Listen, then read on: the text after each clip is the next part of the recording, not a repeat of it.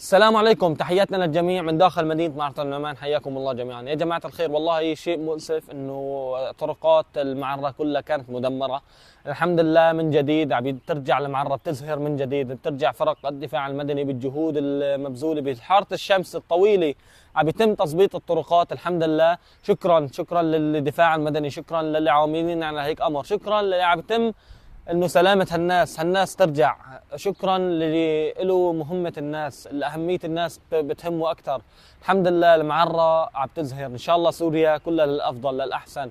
الناس ان شاء الله كل متطلبات الشخصية بتكون عائدة للمعرة ولريف المعرة ولادلب ولريف ادلب لكل سوريا. سوريا الجميلة، سوريا اللي بدها تحضن أهلها على مدة طوال السنين. إن شاء الله الخير آتي، إن شاء الله هاي الخير عم يتمدد شوي شوي إن شاء الله. المعرة وغير المعرة أنتم من تصنعون الأمل في قلوب الناس، أنتم المسؤولين بالنسبة لهذا الأمر. نحن موجه رسالتنا للمسؤولين، الحمد لله ما حدا بيقصر على الصعيد الشخصي، بس نحن نرسل رسالتنا. نحن الحمد لله لازم الناس تشتغل، لأن الناس تعبت، ناس بفارغ الصبر انه تعمر بيته، بفارغ الصبر انه تزبط منازله، جاره يرجع كذا. الحمد لله هذا الشيء راح يتم عن قريب ان شاء الله، وشوي شوي مو استعجالا على هذا الشيء. كله يحط لايك متابعه، وحياكم.